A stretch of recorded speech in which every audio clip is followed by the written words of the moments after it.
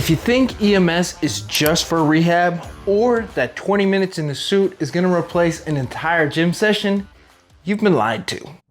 I've been using EMS to train everyone from athletes to high-performing professionals to 88-year-olds just trying to stay moving. And here's the truth, most people are doing it wrong. In this video, I'm breaking down 5 EMS myths that are wasting your time, or worse, holding you back from real results. If you're already using EMS, this is gonna level you up. If you're new to it, it'll save you from falling for the hype. Because EMS isn't new. It's backed by decades of peer-reviewed studies showing improvements in strength, hypertrophy, and even endurance, but only when it's used the right way. We'll start with the biggest lie in EMS training, the one that's convinced millions it's not even worth doing. And by the end, I'll show you how to actually train with EMS for results that last. Myth number 1, EMS is just for rehab. Let's get this one out of the way because it's the myth that's kept EMS from going mainstream for years. Many people still think EMS is just for injury rehab, and it's true, that's where it got its early visibility. But EMS didn't stop there. Elite sports have taken it to another level. In fact, Olympic teams, pro athletes, and military units have used EMS to boost strength, speed, and recovery for decades. Why? Because EMS recruits high threshold motor units that are usually only activated during max effort lifts, but without the joint stress. That's why it's worked so well with advanced clients. Natural lifters who hit a plateau, athletes who want to protect their joints, or older clients who can't keep beating up their knees and spine under a barbell. One meta-analysis in the Journal of Strength and Conditioning Research showed significant increases in maximal voluntary strength with EMS, even in healthy, trained individuals. Not injured, not untrained. So yes, EMS can help with rehab, but limiting it to that is like using a Ferrari to deliver pizza. You're widely underusing what it's capable of.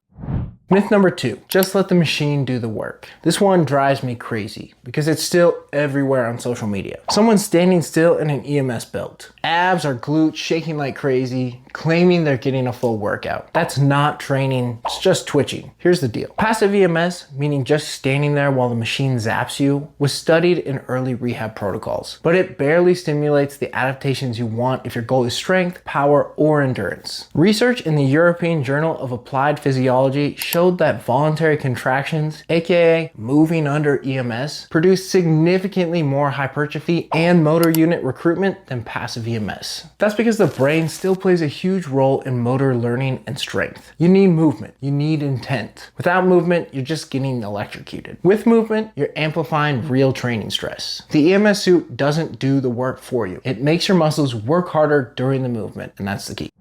Myth 3, 20 minutes equals 90 minutes in the gym. You've seen the ads, 20 minutes of EMS equals 90 minutes in the gym. Sounds incredible, right? There's just one problem. It's not true. At least, not the way people think. Here's where the claim sort of comes from. EMS recruits more muscle fibers, specifically your high threshold motor units, earlier and more completely than traditional training. That makes the session more intense, especially when done right. A study in the Journal of Sports Science and Medicine showed that EMS training produced comparable strength gains to traditional weight training, but only when the EMS was combined with movement and progressed over time. But here's the catch. Intensity isn't the only variable that matters. You still need progressive overload, smart exercise selection, proper rest, and recovery. You can't just do jumping jacks in a suit and expect to look like a pro athlete in 3 weeks. EMS can save time, but only if you're doing the right movements, using the right modes, and pushing hard during the stimulation phases. It's not really about how long you train, it's about how much quality work you do under load.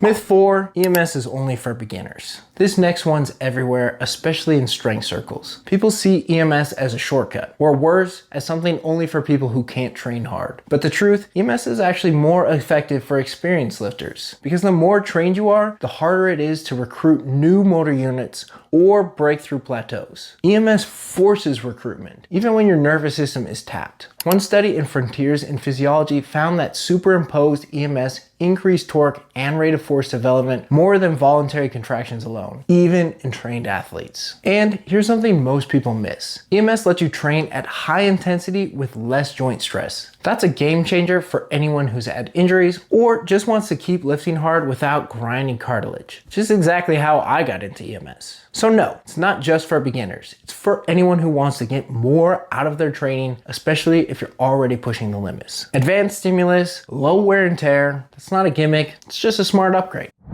Number 5, all EMS workouts are the same. Here's where most people go wrong, even the ones who've already bought into EMS. They think it's all the same. Just strap on the suit, go through some random burpees, and hope the machine makes it work. But EMS is only as good as the programming behind it. There are different simulation modes, each with completely different goals. Muscle development mode hits full tetanus with full rest. Endurance mode never reaches full contraction, but never fully lets go. And a recovery mode is a whole different protocol altogether. A 2021 review in the Journal of Strength and Conditioning Research emphasized that the effectiveness of EMS depends heavily on mode, movement pattern, and intensity, not just the fact that electricity is involved. That's why in our sessions, we don't just turn on the suit. We pair the right mode with the right movement pattern, squat, hinge, push, pull, and we match it to your actual goal. Not all EMS is created equal, and if you're not being guided by someone who knows how to actually program it, you're not training, you're just guessing.